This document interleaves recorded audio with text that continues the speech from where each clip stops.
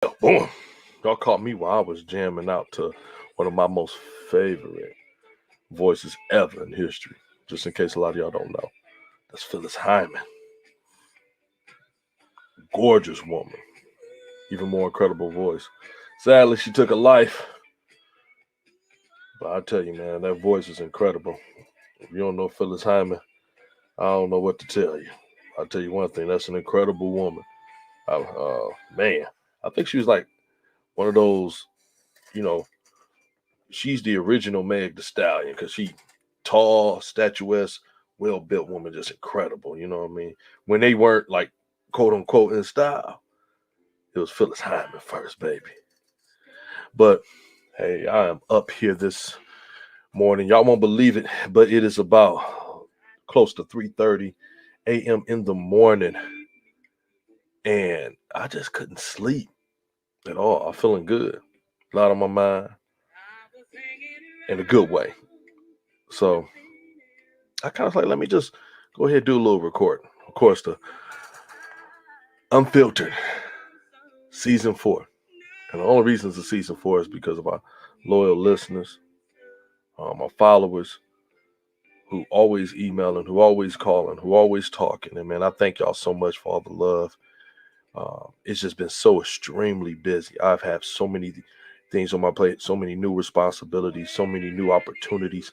And I am grateful to God for every single one of them. And it's just been amazing. And all I'm going to say is that we just didn't want to throw out any old podcast. We ain't in a rush to be first. Like I always say, we in a rush to be right. And we're going to have an outstanding season. And happily to let y'all know that we do have the date for it.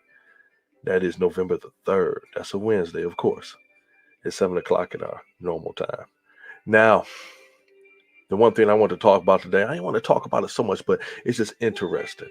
I just couldn't wait for November. I had to get this out because this has been on my mind and the thoughts were flowing so good. So I had to keep it going.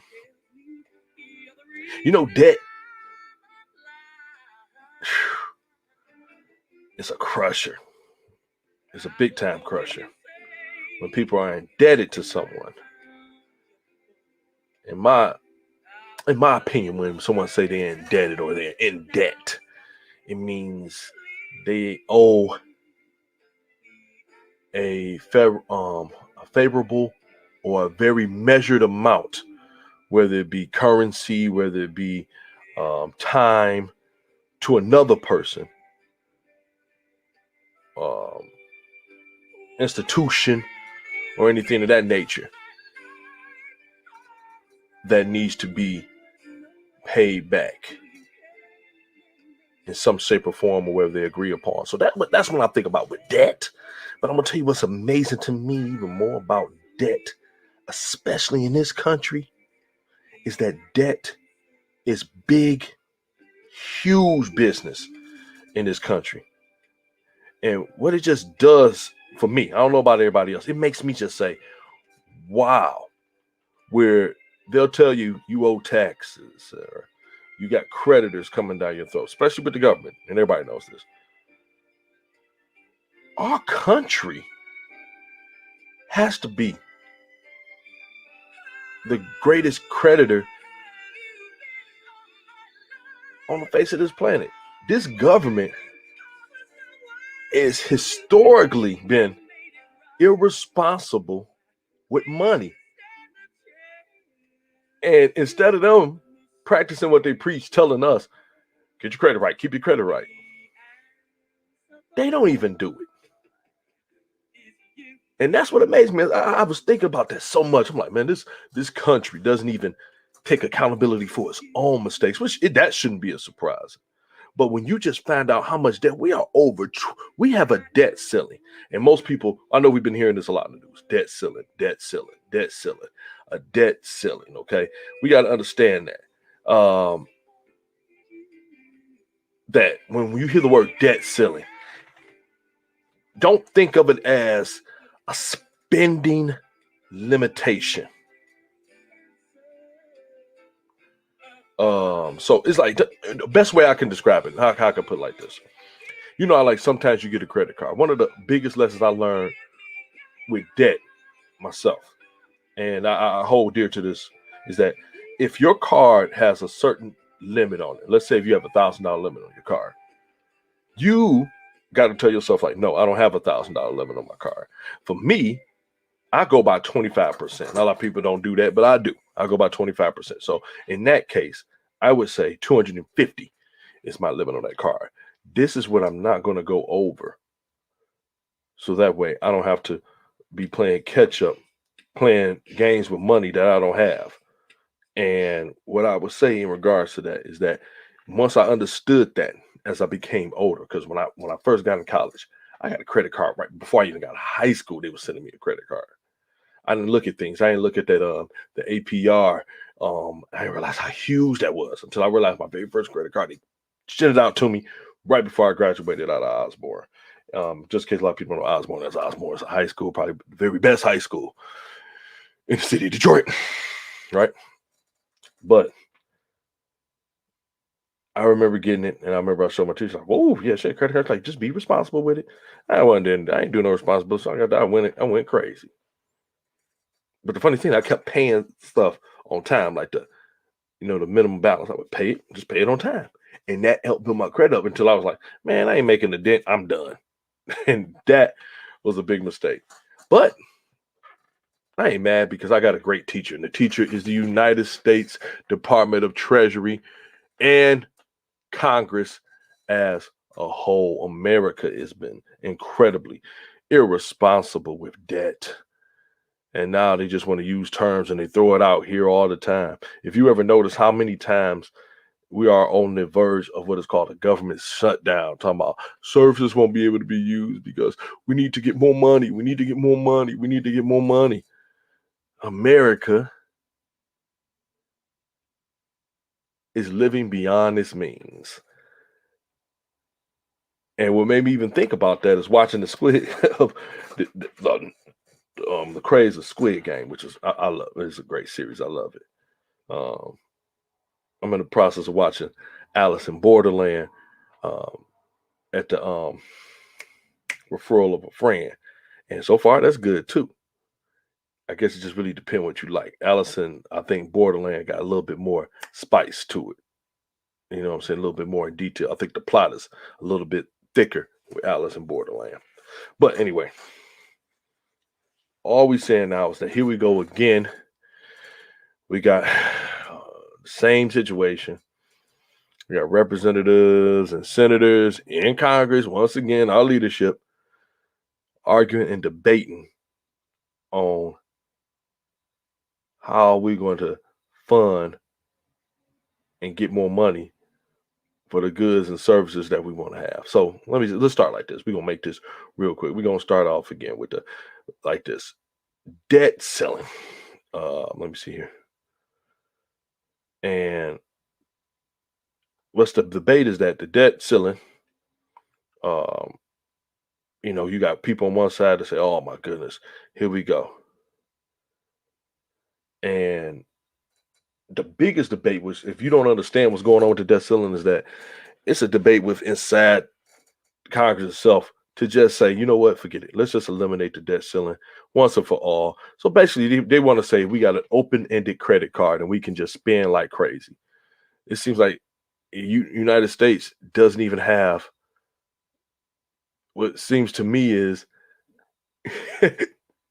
they're like the person that don't even want to pay back their debt. That's what they don't want to pay back their debt. They're like, look, the answer for the amount of money that we owe is this: look, keep giving us more money. And that way we'll never, ever, ever be out of debt. Thus, we won't ever really have to pay it back because we'll always keep borrowing more than what we need. So, again, we start with basically what it is. Like I said, the debt ceiling. You got to understand that the debt ceiling is not actually a limit on how much you can spend. But what happens is that the Department of Treasury, it's just a limit on how much they will allow, or they're allowed to they're allowed to borrow to pay what it already owes. Ain't that crazy? So basically, it's just saying that the debt ceiling is saying, look, we got a limit on how much we can borrow to pay the debt that we owe. So we don't want to keep basically trying to say, look, we're gonna rob Peter to pay Paul. That's exactly what they're saying with everything. So it's just so crazy to me that it happened. And it's funny that this date back far. This ain't something that just started. Of course, it just happened about 1917. Like according right here, it says Congress passed what is called. Matter of fact, can I just put y'all on here? I want y'all to read this too.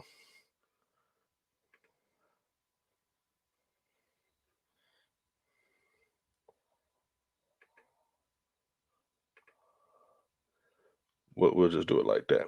I like that even better. Okay. Explain to everybody what the debt ceiling is. Right here. Here we go. It says in plain, it's like this happened in World War II. Woodrow Wilson, who is historically one of the worst presidents we ever had, period, wanted Congress to authorize increased borrowing for the war effort. And it's always funny. And it's funny how everything started with war in this country, talking about the money and everything else like nature. I just find it incredible that that's where every ounce of debt that we have eventually starts with. It starts with war. It's just incredible to me. And when we go more into it, as you see right here, if you keep say that at that time, Congress passed what is known as the Second Liberty Bond Act of 1917, which established a limit or debt ceiling of 11.5 billion. Man, at that time, that's incredible. I didn't even think about it right there. They're talking about billions just right now. In 1917, they're like, look, we're already gonna have this. But to me, at a time frame which they really weren't even thinking about that kind of money. So it looks like to me they went ahead and okayed such a astronomical amount, which I believe that's what they thought it was at that time. They're like, well, we don't never have to worry about it. We can pretty much be able to handle it. We'll never go over that amount. But man, were we wrong, freaking government. So they established the limit debt ceiling of 11.5 billion, and with congressional approval required for any further increase, which basically means that if they want to increase the amount or the limit that we can keep borrowing to pay off our debt, of course, Congress, Congress got so much power. That's why I tell people all the time, man, it ain't the president. You got to know who is in your congressional districts, and you got to make sure that you know who you voting in for your representatives and Senate and senators. This is no joke. Do not play games with that. It ain't the president. The president just is just a front guy. Congress run the show. Believe that. And look at this.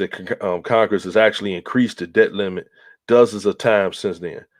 Right here, even stated the last increase in the debt ceiling happened in August of 2019 when Congress suspended the limit until July 31st, 2021. Ipso facto, just got suspended until a couple of months ago. Since then, the Treasury has been employing what is called extraordinary measures. I love those things to prevent a default, such as delaying payments to federal employees' retirement accounts. Did you just read? Did you hear what I just read? That's some scandalous shit right there.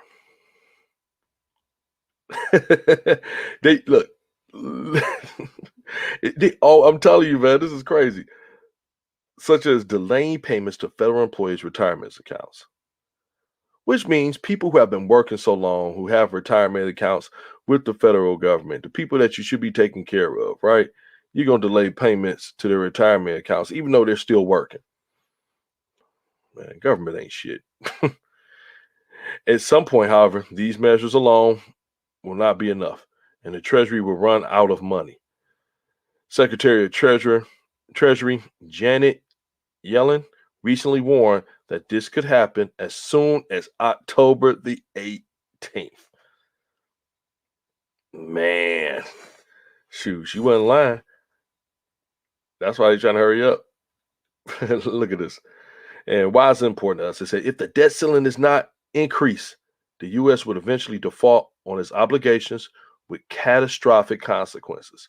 The credit rating of the United States will be downgraded drastically, and the ultra low interest rates that the Treasury pays on its bonds to raise money will reflect the status as the world's safest investment, would simply sharply will rise sharply, triggering a spike in overall interest rates in the United States and around the world, and potentially causing a recession. They love this world. So basically, if I'm reading everything correctly, if we read all of this correctly, saying that if we don't get this taken care of, and they always want to throw we in there, the U.S. government loves speaking French when they on the verge of fucking up. We. If we don't do this, we have catastrophic consequences. The credit rating of the United States will be downgraded drastically. So basically, they're trying to say it'd be like a person who's not paying their bills here and gets a 500, 400, 300 credit score, and everything they got to get will have high interest rates.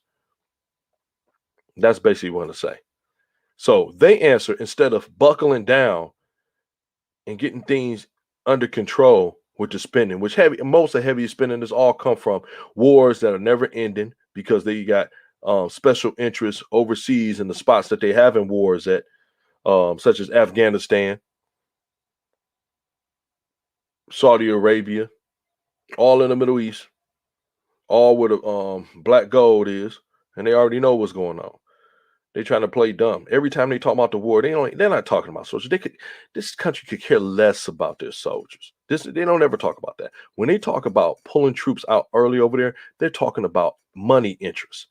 Money is always the root to the decisions of the United States of America. Period. As we just discussed here, the debt ceiling originally came into play when they wanted more money to fund the war. We got to fund some. Like, look, we need more money, so we need to have a credit account where we can have this unlimited amount of funds, and we can keep borrowing and borrowing and borrowing to pay back. So basically, we got an open-ended credit card. We were like, whoop, charge it. Yep, charge it. And what happens is that America has been charging so much, and then they want to tell you lies and everything. Talking about, oh, that's all going to Social Security. That's a lie. We pay into Social Security. That's BS. Don't believe that. Look at this. They even talking about it right here. I'm getting ahead of myself. I said payments for Social Security and other crucial benefits, as well as military salaries, would stop. Look at this. So y'all been having money to build $10 million planes, fighter jets, and also to give the countries that we're in and that we're setting up embassies in, because we got special interests, because we want to get that oil money, because we a country that do so much in terms of using all the natural resources in the world. Nobody uses more of the natural resources than the United States of America. No one comes close to us. So basically, because they screwed up, they have piss poor money management in the government, because they want to have an open-ended credit card and then want to have a debt ceiling to say how much we can borrow to pay off a debt that we never really intend on paying off. We just want to have the limit up, so that way we don't have to worry about it for a couple of years. Like I said, the last time it was an increase was back in 2019. And in order to keep that in order, they had to suspend some things like, man, don't pay into these people retirement accounts. We know they've been here working 30-something years, but let's not pay into their retirement accounts. Forget them. But I bet you not one of those individuals on Congress, in the Senate, took pay cuts. They still get paid. This is the part that creep you out. Like, man, y'all making all the rules, but y'all don't have to suffer and none of the effects of your rules. Look at this. Payments for Social Security. Social Security should ain't even never been touched. We pay into Social Security. This is the trip. If you have worked in this country and you have taxes taken out of your check, you pay into your own Social Security. And these sons of bitches talking about they're going to delay your money because they're bad with money. It's just like banks. This is why I hate banks. Banks take your money, they use it, they invest it, and then when you want to come, oh, you know what? Let me take all my money out. Well, actually, if we have to invest it here, they get all you know what I'm saying? Mr. Potter, well, your money's not there. Your money's over here in their house, in that house. I'm like, don't give me that shit. Give me my money. And this is what happens with banks all the time. I can't stand banks. America's credit system doesn't even benefit anyone in this country. It doesn't. Not even the filthy rich. It don't benefit nothing. It only benefits the government. It's a trap. Look at this. It's a trap. And they say, look, we want y'all to pay for our bad money management. That's all it's saying. Nothing else. So payments to Social Security, if all this happens,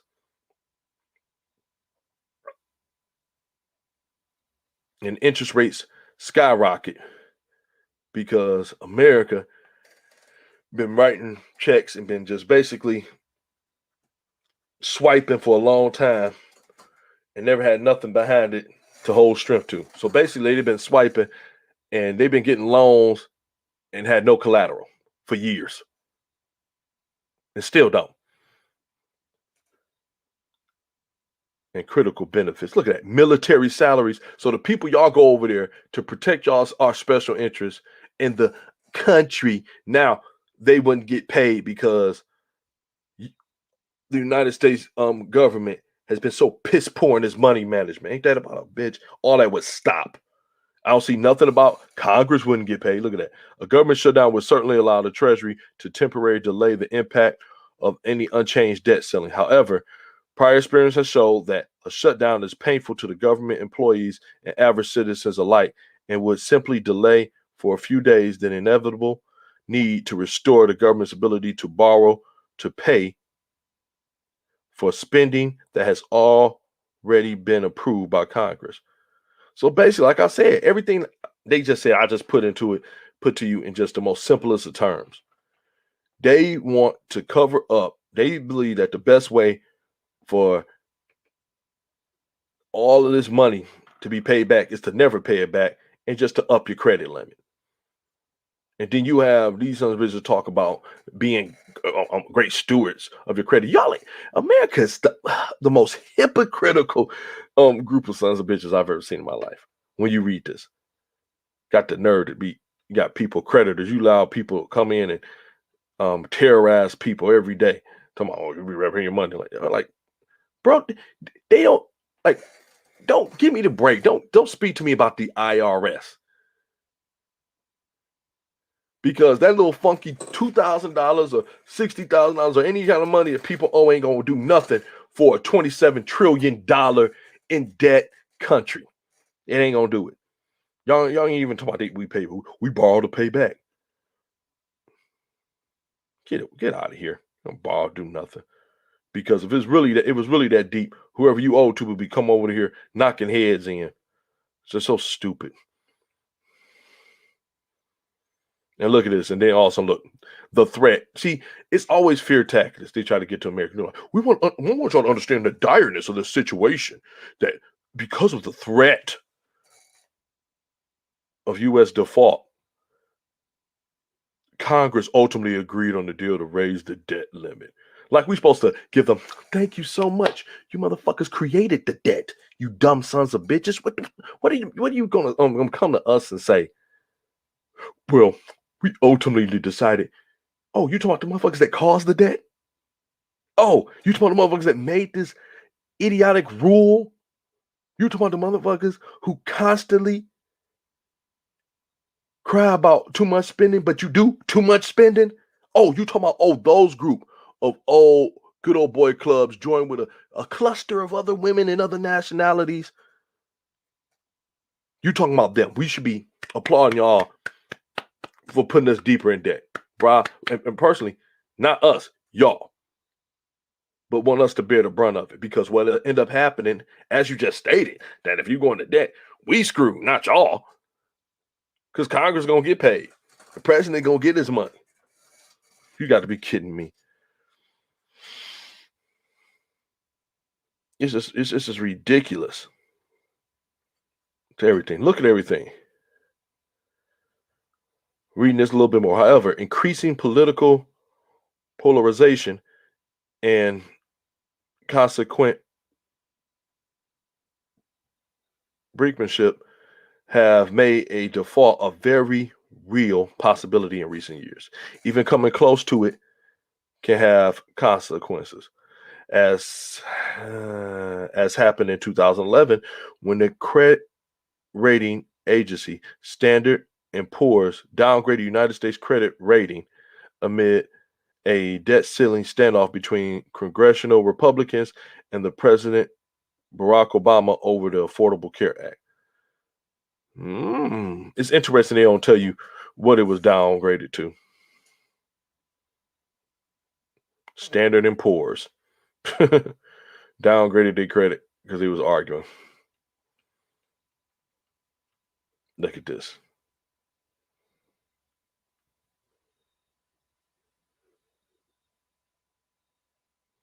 And it's like you said, there's some other things. Like we right here just say United States is one of the few countries in the world with a debt ceiling. The only other major Western country to have one is Denmark. Ain't that about a bitch? Denmark. You know how many countries are in the Western Hemisphere? Just think about that.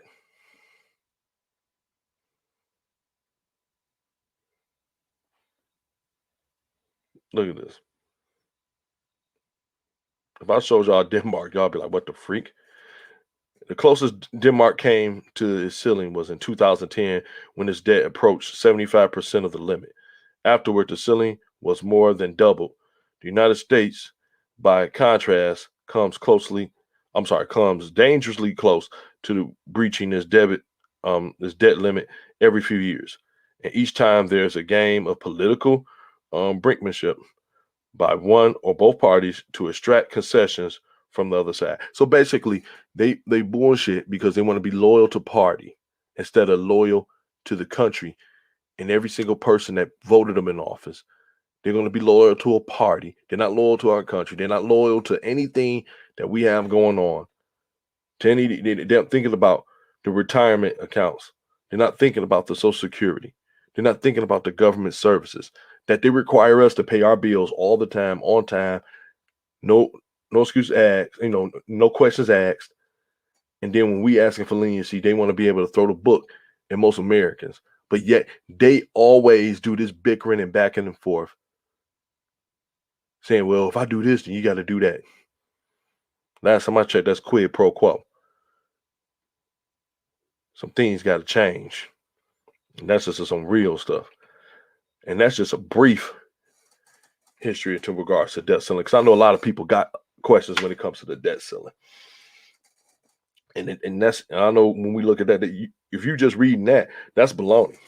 That's why I got on the screen. I just wanted people to see it myself. I didn't want to just be talking off the top of my head when I saw it. Because I know so many people ask like debt. Every time we hear this, debt ceiling, debt ceiling, debt ceiling. There you go. So just in case, again, for all you want to know, what's the debt ceiling? It means the amount that the United States is limited to borrow to pay off debts.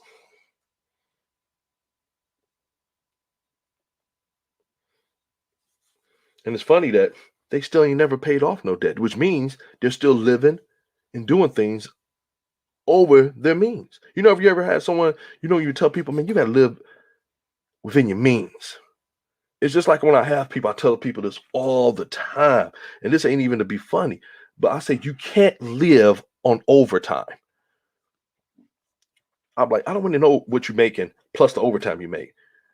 Really, what you make is what you take home after taxes without any OT. OT is one of those things I tell people it's unreliable, because one day, what if work dried up on your job and you don't have no more overtime? Matter of fact, they're sending you home early. Matter of fact, they might even lay you off. So when you get overtime money, I tell people all this: you don't get overtime money and then get more bills. And people do this too much.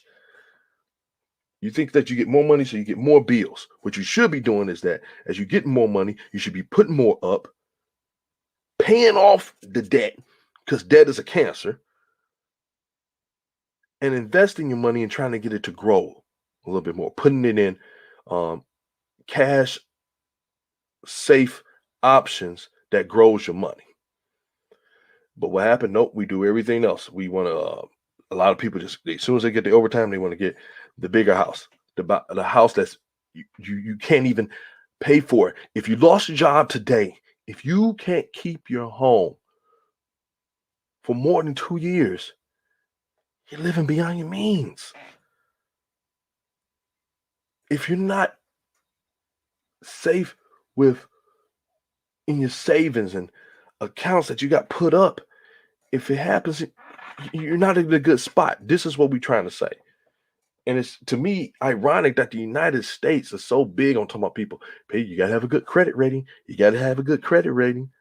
And like I said, the only other country that even divulges or even has so many interest in this freaking credit system is Denmark.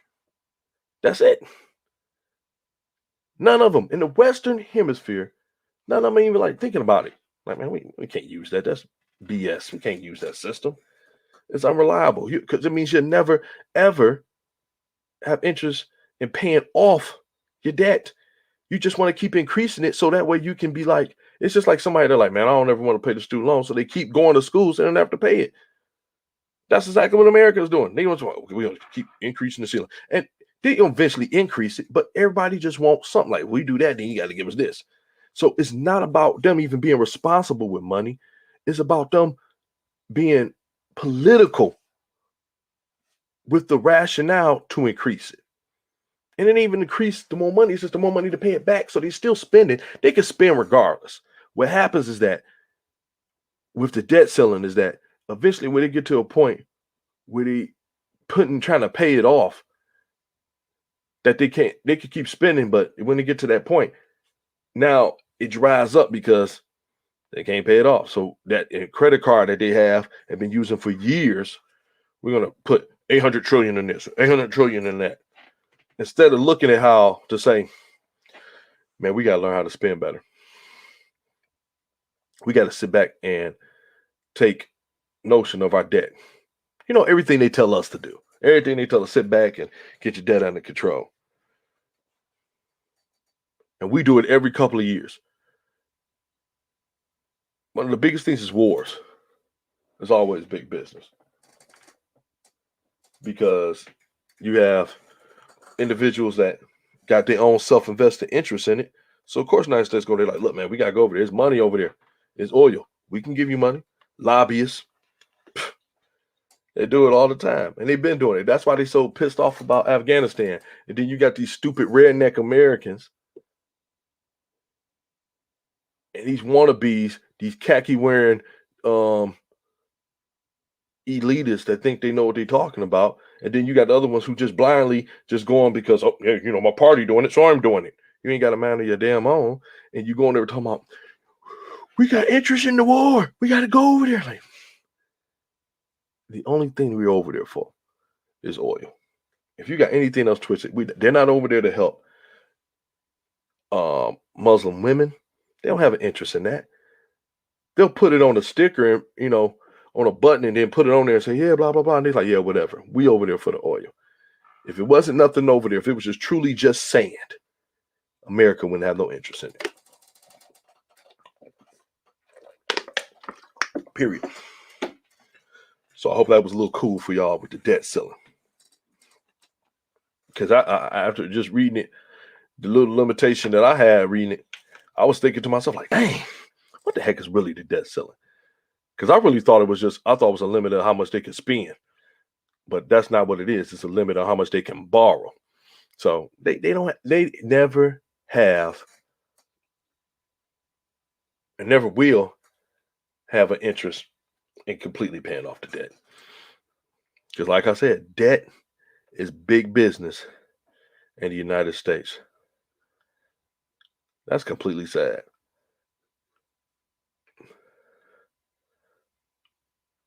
That's just completely sad.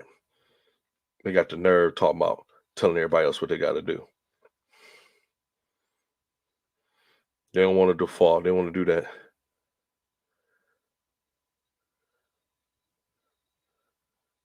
And look at this. They want to avoid default.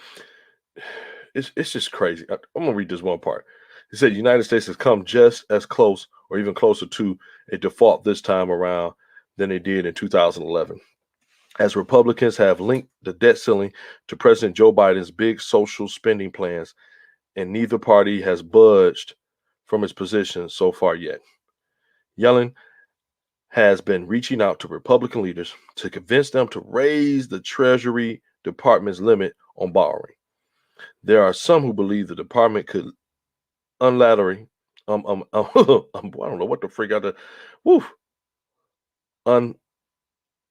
unilaterally mint $1 trillion. God. So a $1 trillion coin to avoid default, but the White House has reportedly rejected this idea already, and rightly so, as it would be seen as a gimmick to avoid making the serious policy decisions to attack its perennial problem. The problem is, man, the problem is America is horrible with money management. So, what we're going to do? We're going to avoid all that. We're going to make a coin. We're going to make $1 trillion coin. No, we can pay it off. We can just give it to them, man. We can make it. We're going to write, basically, say, we're just going to write a big ass check for $1 trillion, dejillion, gazillion dollars. And we'll be all right. Fuck it. We'll make the rules up as come because they are making the rules. This is the problem. They're trying to confuse us as bad as possible. They've been doing it for years. And this is why, unfortunately, as many of y'all don't like Trump supporters, for the most part. But I told everybody they was going to do that. I was like, eventually they're going to have the next American Revolution. People didn't believe me, and it's still coming.